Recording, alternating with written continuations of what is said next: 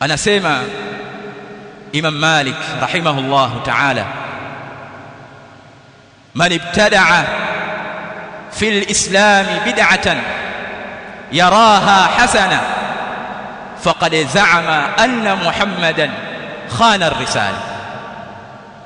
Muda wa kuwa dini yetu imekamilika, muda wa kuwa dini yetu inasifika na sifa ya ashumul, imeenea kila kitu, haituhumiwi mapungufu, haitajii ziada. Sisi Waislamu hatuna haja ya kuzua mambo haya tukayegemeza katika dini ya Allah subhanahu wa ta'ala. Mambo haya tukayafanya kwa sura ya kidini, ikawa nataqarrabu ila Allah bil umuri al bid'iyya kama nataqarrabu ilayhi bil umuri al mashru'a. Ikawa sasa Waislamu wanajikurubisha kwa Allah subhanahu wa ta'ala kwa mambo ya kizushi kama vile ambavyo wanajikurubisha kwake yeye Allah subhanahu wa ta'ala kwa mambo ya kisheria. Ikawa Waislamu wanakusudia thawabu, wanakusudia ujira, wanakusudia fadhila kwa kufanya mambo yaliyozuliwa, kama wanavyokusudia hayo wanapofanya zile ibada za kisheria. Sisi Waislamu hatuna haja ya hayo, kwa sababu dini yetu imekamilika. Kila tunachokihitajia kimebainishwa. Yule ambaye atakayezua bid'a, atakayezua uzushi kwa sura ya dini, ikawa anakusudia ndani yake yale anayoyakusudia pindi anapofanya ibada ya kisheria, mtu huyo amemtuhumu sahibu sharia, amemtuhumu Mtume Muhammad sallallahu alayhi wasallam, amemtuhumu kuwa mtume kuna mambo ilitakiwa yabainishe, hajabainisha. Kuna mambo katika utume wake na ujumbe wake ilitakiwa awabainishie Waislamu kuwa yana fadhila, yana ubora, hakufanya hivyo. Hali ya kuwa Mtume sallallahu alayhi wasallam balagha ar-risala, amefikisha ujumbe aliopewa na Allah subhanahu wa ta'ala, wa adda al-amana, ametekeleza amana aliyopewa. Mtume sallallahu alayhi wasallam taraka ummatahu ala al-mahajjati al-bayda, ameuacha huu umma katika njia iliyonyooka, njia nyeupe. Lailuha kanahariha, ule usiku wake ni kama mchana wake, hakuna anayepotoka isipokuwa yule ambaye ameamua kuangamia. Ndio maana Imam Malik rahimahullahu ta'ala akasema, man ibtada'a fil islami bid'atan yaraha hasana faqad za'ama anna Muhammadan khana ar-risala. Anasema imamu huyu mkubwa Imam Malik, atakayezua ndani ya Uislamu bid'a, uzushi. Maneno haya Imam Malik kuna nukta mbili. Nukta ya kwanza, aliposema bid'atan, nini maana ya bid'a? Nini maana ya uzushi? Waislamu wengi wanatatizwa kwenye maana ya uzushi. Waislamu wengi wanapotezwa kwenye kufahamu maana ya uzushi. Maana iliyokuwa wazi ya bid'a ni maana iliyotaja Imam Ash-Shatibi rahimahullahu ta'ala katika kitabu chake Al-I'tisam. Akasema al-bid'atu at-tariqatu fi ad-din mukhtara'atun tudahi ash-shar'iyya. Bid'a ni njia ndani ya dini, ni njia inayonasibishwa na dini, inayofanywa kwa sura ya ibada, lakini njia hiyo mukhtaraa, imezuliwa, haina dalili katika Qur'an wala katika sunna za Mtume. Hakuna dalili ya wazi katika kitabu cha Allah subhanahu wa ta'ala wala katika maneno ya Mtume sallallahu alayhi wasallam. Njia hii tudahi ash-shar'iyya, inafanana na njia ya kisheria. Ikawa sasa mtu anashindwa kutofautisha baina ya uzushi na baina ya njia sawa sawa. Mwingine ikawa haoni tofauti baina ya mambo hayo, kwa sababu ni njia imezuliwa, inafanana na sheria ya Allah subhanahu wa ta'ala. Akasema albid'a at-tariqatu fi ad-din mukhtara'atun tudahi ash-shar'iyya yuqsadu bis-suluki 'alayha ma yuqsadu bit-tariqati ash-shar'iyya. Ikawa panakusudiwa kwa kuishika njia hiyo na kuipita njia hiyo yale yanayokusudiwa kama mtu anapotekeleza njia ya kisheria katika ujira na thawabu na malipo.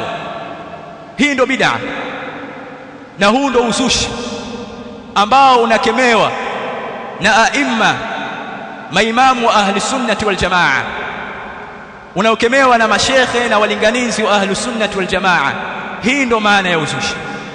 Nukta ya pili aliposema man ibtadaa fil islami, atakayezua ndani ya Uislamu bid'a inayokemewa na kutahadharishwa ni bid'a, ni uzushi unaonasibishwa na dini, sio mambo yanayozuliwa na kuzinduliwa na kuvumbuliwa katika dunia. Ajabu ni kupatikana baadhi ya watu wanaodaiwa kuwa ni wasomi wa dini katika jamii yetu, wanaodaiwa kuwa wana maarifa ya dini, alafu wanashindwa kutofautishwa baina bid'a iliyotahadharishwa na Mtume na mambo ya uzushi ya kiduniani. Leo hii Waislamu wanaswali katika mabusati, wanaswali misikiti yao ikiwa na AC, maimamu makhatibu wanatumia vipaza sauti. Yote haya hayakuwepo kipindi cha Mtume Muhammad sallallahu alayhi wasallam. Je, hii nayo ni bid'a? Je, haya pia ni mauzushi? Je, huu ni uzushi uliokemewa na Mtume Muhammad sallallahu alayhi wasallam? Hapana. Uzushi uliokemewa na Mtume sallallahu alayhi wasallam ni uzushi unaofanywa kwa sura ya dini, ikawa mtu anakusudia kufanya hilo kama vile anavyokusudia ibada ya kisheria. Na huu ndio uhalisia wa mambo ambayo leo hii yanafanywa katika mambo ya uzushi. Yanakusudiwa ndani yake yale yanayokusudiwa katika ibada za kisheria. Watu watahimizwa fadhila ya mambo hayo, ujira wa mambo hayo, khairi ya mambo hayo, hali ya kuwa hakuna dalili katika Qur'an na katika Sunna. Haya ndo ambayo anayasema Imam Malik rahimahullah, man ibtadaa fil islami bid'atan yaraha hasana, atakayezua ndani ya Uislamu uzushi akauona kuwa ni mzuri. Na hii ndo athari mbaya ya bid'a. Athari mbaya ya uzushi ni yule mfanyaji wake anaona kuwa ni nzuri, anaona hakuna ubaya, na anapoambiwa anasema kuna ubaya gani? Ubaya ni yeye kufanya jambo baya kisha kutojua kama ni baya. Huo ndo ubaya wenyewe. Yeye kafanya jambo baya, jambo la shari, kisha hajui kama kuna ubaya. Huo ndo ubaya wenyewe na ndo hatari ya bid'a. Sababu hii ndio ipelekea Mtume sallallahu alayhi wasallam kutahadharisha bid'a. Yanaonekana kuwa ni mambo mazuri, ni mambo mema, hali ya kuwa hakuna ndani yake isipokuwa kujichosha, na huenda mtu akapata dhambi. Man ibtadaa fil islami bid'atan yaraha hasana faqad za'ama anna Muhammadan khana ar-risala. Huyu atakuwa amedai bilisani alhal, amedai kwa kitendo chake hicho, hata kama ikiwa hajazungumza, hata kama ikiwa hajatamka, lakini tafsiri yake hicho kitendo ambacho hakina dalili katika Qur'ani wala maneno ya Mtume, kitendo hicho kina tafsiri kuwa Muhammad amefanya khiana katika ujumbe, hajafikisha ipasavyo ujumbe wa Allah subhanahu wa ta'ala. Na hili ni dhambi kubwa, kuegemeza khiana kwa Mtume Muhammad sallallahu alayhi wasallam na kudai mapungufu katika sheria hii ya Uislamu. Ndio maana Mtume sallallahu alayhi wasallam hadhara min almuhdathati fi ad-din tahdhiran baligha. Kama kuna mambo Mtume aliyatahadharisha kwa namna yake ni mambo haya ya uzushi. Mtume alitahadharisha uzushi ikiwa haujawahi kutokea zama zake. Anawatahadharisha maswahaba uzushi hali ya kuwa maswahaba hawajawahi kufanya uzushi. Ametahadharisha tahadhari ilikuwa kubwa, ikawa anasema katika kila khutba, wa sharra al-umuri muhdathatuha fa inna kulla muhdathatin bid'ah wa kulla bid'atin dalalah wa kulla dalalatin fi an-nar. Kwa sababu ndani ya kufanya uzushi kuna kuegemeza tuhuma kwa Mtume Muhammad sallallahu alayhi wasallam. Lakini leo hii mambo haya ya uzushi yanahamasishwa na duatu su, walinganizi waovu. Allah subhanahu wa ta'ala waongozi wao, wanayahamasisha na kuyapamba. Wengine wana nia njema lakini hawakupatia, wengine kwa ujinga wao, wengine kwa kutaka vyeo, wengine kwa kutaka mali, kwa malengo mbalimbali wanayahamasisha mambo haya. Yanadhihirishwa bimadhhari mahabbati nabii sallallahu alayhi wasallam wa ta'dhimihi wa tawqirihi, yanadhihirishwa kwa muonekano wa kumpenda mtume sallallahu alayhi wasallam na kumwadhimisha na kumheshimu. Mapenzi gani, taadhima gani, heshima gani tutakuwa nayo kwa mtume ikiwa tumeshindwa kuyasimamia maneno yake? Fa alaykum bisunnati wa sunnati alkhulafai ar-rashidin addu alayha bin nawajih, juu yenu kulazimiana na sunna zangu, mwenendo wake na mwenendo wa maswahaba wake. Maneno haya peke yake yanatosheleza kuwa haifai kuyafanya mambo ya uzushi, kwa sababu kinyume cha mwenendo wa mtume ni mambo yaliyozuliwa.